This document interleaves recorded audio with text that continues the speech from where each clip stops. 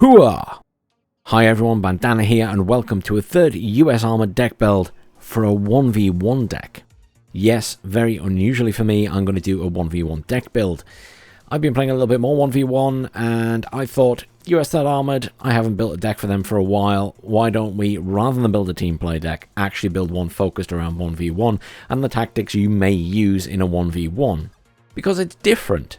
You're going to have more commands, you're going to have more supply, and you're going to be thinking more about the cost of that supply. And you're also going to be thinking about how you're going to play the deck in a different way. So in a 10v10 situation, yeah, you can kind of play decks differently, but you're going to have support from allies and everything else, and you're only going to be capping the front points and needing commands there. Whereas in a 1v1, you're going to be able to, spread across the whole map, and you're going to be worried about multiple locations at once. So it plays a little bit differently. 3rd Armoured, we're not going to be rushing in. We're going to be taking everything slow. Okay, you've got some very good choppers. Let's not beat around the bush. And helos are very strong at the moment. So we'll be leaning into that tab quite a lot. We'll also be relying a lot on tanks and a heavy armoured push, which may take a while to build up, but once you get there, hopefully it will be very effective. So, what do we need in this deck? Well, we're going to start with logistics, obviously. We're going to grab the MUT because we get 3 of them. As I say, this is about numbers of commands, and this is one of the areas we're going to take 3 rather than anything else. Then we want supply. Now, as I say, supply, you're going to be using more of it. We definitely want the M35. Pretty standard, nice and fast, faster than the M113, obviously. Great. The Helmet is very reasonably priced for the amount of supply you're getting. So, when you're starting to think about cost of things versus amount of supply you're getting, it goes in there. And remember, you're going to sell these once they're empty, so you get the money back as well. You have to bear that in mind. So you're now thinking a lot about just how much supply you're getting overall. That's 5,000 for those. The helo is 6,000 overall, because you get 6 of them, they're 1,000 each. So, though they cost 45, which means they're slightly more than buying 2 of these, you get the money back and you get 6,000 points of supply overall. So we're sticking that in there. Not always the biggest fan of supply helos, but I think we definitely go with it here. Okay, moving on to infantry. What do we take here? Well, we want something long range. You got the TOW 2 and you got the TOW. You don't get many TOW 2, so I'm going to ignore that straight away. The TOW is still very good. It's still, 60% accuracy, 20 penetration. It is a good unit. We're going to take that. We're going to take it just in the little Jeep. Then we want the military police with the recoilless rifle. The M67 is still good. It's not as amazing as it once was, but it's still good, so we take that. Then we're starting to think about other units. So we have access to the mech rifles here. They're a good squad. They have the Dragon 2. One of the things that you will notice I'm going to do here is not rank up my infantry. You don't get a lot of infantry in this deck. If you start ranking it up, you're going to run out very quickly. Yes, you're taking the whole suppression / cohesion loss thing, but overall you want more numbers potentially than you do worry about them losing the cohesion. It's about how you're playing each individual deck, and this particular deck, because of its lack of infantry, you need numbers of rather than highly ranked stuff. So we take some mech rifles. We will take them in the M113, just so we have some extra firepower. Remember, these machine guns can now fire at small vehicles and lightly armoured vehicles, so there is a bonus to having that machine gun as well. Okay, then what do we take? We're going to take the Engineer's Flash, obviously. Now, I'm in an epic debate with myself whether you take them with the M35 or the M113. The reality is here, nothing else can come in the M113, and if you want to use it for firepower, I mean, the Engineer's Dragon can, but we're not going to take those. I think the Engineer's Flash you could possibly take in that as well. I'm really struggling between these two. I think for potentially the extra firepower from the machine gun, that might be worth it. Just remember, these things are slow. You're not rushing about here. You just have to accept that. Fireteam AT4. The AT4 is very good. Obviously a lot better than the Law. You're not paying a lot more for it. I think it's well worth taking those. I would take one set in a Bradley, That gives you 8 Bradleys. The Bradleys are really good. The TOW-2, you need to keep them at a reasonable range if you're going up against enemy vehicles and armor, so you can utilize the TOW-2. But also remember the autocannon's very good now. Other than that, I'd probably consider taking some more of these. I'd probably take them in a Humvee so they're cheaper. And I think Lathan's on his older decks has done something similar to this. And then beyond that, I'm leaning towards sticking, between these two squads, I'm leaning towards sticking the Fireteam Dragons in the Humvee as well. Just again, for the longer range. The law is all well and good, but why would you take the law when you could take more AT4s if you're going to take more of something that's close range? So I think taking these guys, they're a good squad still. And the long range Dragon 2, these guys obviously only have the Dragon 1. That's another reason I wouldn't bother taking them. So we'll take these guys, and again, we'll just take them in a Humvee to keep the cost down. So we've got some cheaper infantry, we've got some expensive infantry with the Bradley, but there's plenty of options there across a range of prices. And now we're going to move on. We're not going to take a command here, we get plenty of tank commands. Artillery, of the choices here, for a 1v1 situation, I would take the M109. Part of me would also like to take the mortars, but the priority has to be the M109 for, hitting buildings and doing quite a lot of damage. Mortars don't quite have the same punch, and remember these aren't 120mm mortars either. I'm not going to take anything else here. I'm going to see if I have points left at the end and come back. Tanks we're going to take loads of. I guess that goes without saying, right? So we're going to take all the M1A1 Abrams commands.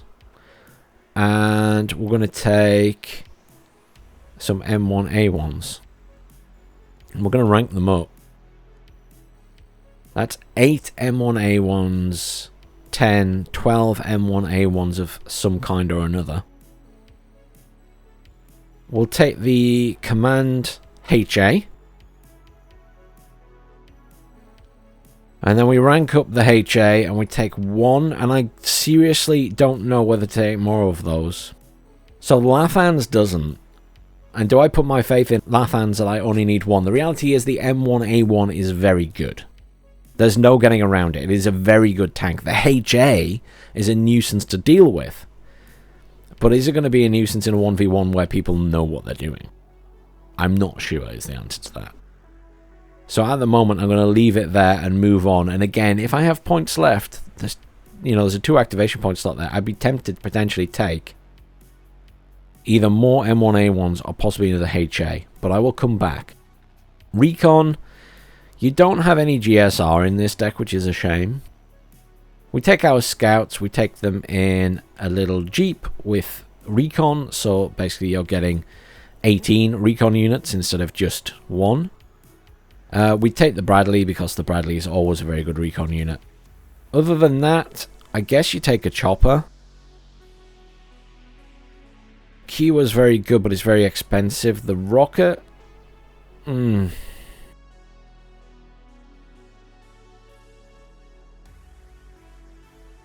kind of leaning towards the standard scout, personally. Just for numbers, because I feel like they're going to get killed. I think some people would opt for the rocket variant. I think I opt for that, just for numbers and the fact that I know I'm going to get them shot down. But I'm sure the rocket variant or the warrior is also a reasonable option here, if you're more confident at keeping them alive. Anti-air, Stingers, Chaparrals. I kind of want to take the Pivads as well. 37 points of 50. Stingers are needed, Chaparrals are definitely needed because they're very good, and Pivads, I feel like they're very useful against helos at the moment because they don't miss, although they don't kill them very quickly. And obviously the range against helicopters isn't great. I'm debating on that one. Let's leave it there for now. Helicopters. Apache. Do we take Apache ATGMs as well? What's the difference between those? Are they literally... Oh, we get the Apache rocket though, don't we? And they're nice and cheap. I don't think the Apache ATGM's worth it, because you miss out on rockets, and rockets are very strong. I think we go with 2 Apaches, 2 rocket Apaches. And then I kind of want to take Cobras as well. Do you take the tow Cobra or the rocket Cobra? I guess we got the Apaches with Hellfires to take on the role of the tow Cobra. So, standard Cobras. How many points is that? That's a 3 thingy point one. I did say we would lean heavily into the choppers for this deck. I don't think there's any avoiding it because you've got access to a lot of good choppers. I think we go down that route. Okay, aircraft. Eagle. Without a shadow of a doubt, we take the Eagle. We take the Thunderbolt. Don't have a laser guided bomber here. The Wild Weasel Seed is really weird. I was using this in the 8th Infantry and was very confused about its performance, to be honest. HE Bomber... I'm really not sure what else to take here.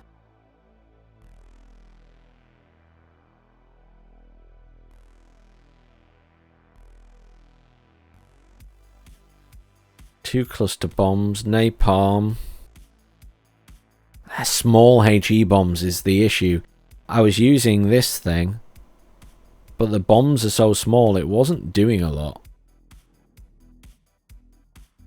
And the rock eyes aren't exactly huge either.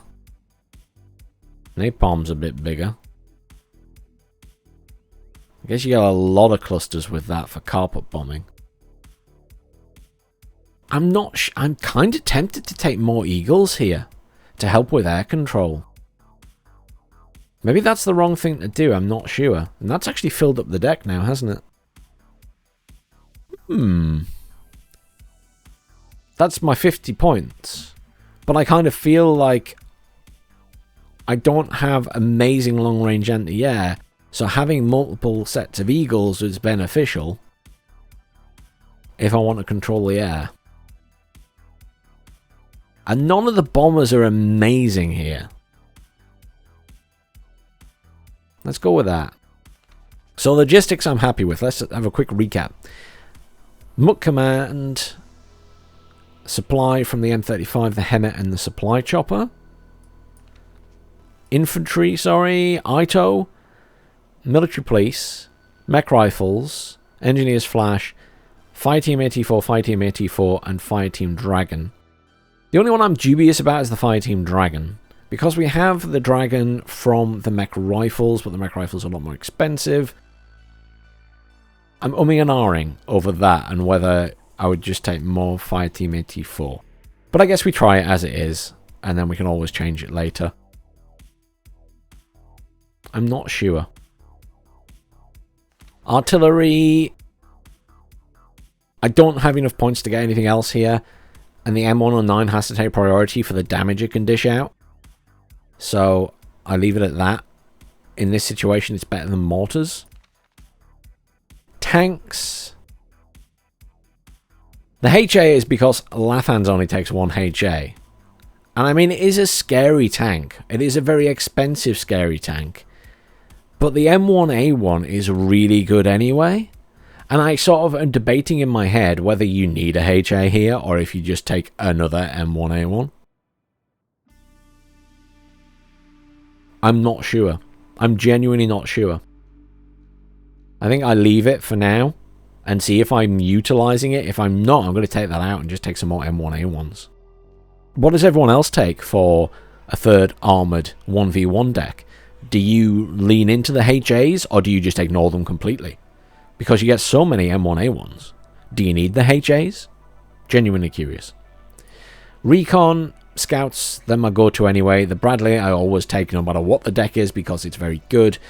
And the Scout, I've started taking choppers more. And I think just for the sheer number here, again, I'd rather take that. There have been a couple of occasions I've taken the Kiowa Warrior in a deck, but I don't think in a 1v1 I trust myself enough not to get it killed. It's only a 4-strength chopper. It's going to die with 4 HP very easily. Anti-air. Stinger and Chaparral are definite. The Pivads, I'm umming and ahhing over. That's 2 points that could be spent elsewhere, such as artillery or tanks, and I'm really not sure. But I know the Pivads isn't a bad unit versus choppers. I'm struggling with that one a bit. I kind of want to leave the Pivads in and just see how they perform. And if they perform badly, maybe I take them out. Helicopters, as I say, you're leaning into the helicopters. Apache, Apache, Apache Rocket, Apache Rocket, Cobra, Cobra. That's 4, 5, 6, 7, 8. 8 choppers you can call in there. It's a big selling point of this deck, isn't it? Especially with them being so strong right now. Aircraft, I don't know how other people would build this part of the deck. I'm really leaning into the Eagles, obviously. I mean, you do have the option of the Phantom, which isn't terrible. But I feel like when you've got access to the Eagles and you can take more than one stack, I can't rather just have access to the Eagles. The problem is the cost. They cost 90 points more. But they're worth 90 points more, because they are amazing. And then I take the Thunderbolt just because of the options here. I really like the Thunderbolt. But do people like the Bombers? Have you had good success with them in a 1v1? Let me know down in the comments below. Genuinely curious. So there you go. Third Armoured US deck for a 1v1. Somewhat different for me. If you would adjust anything, let me know. I'm curious what you would adjust. Really curious about tanks, as I say. HAs, no HAs, leaning more into the HAs, taking the risk of not having as many tanks, etc, etc. Let me know down in the comments below. Thanks for watching, everyone. Please do like, share, subscribe. I'll see you all soon for some more WARNO.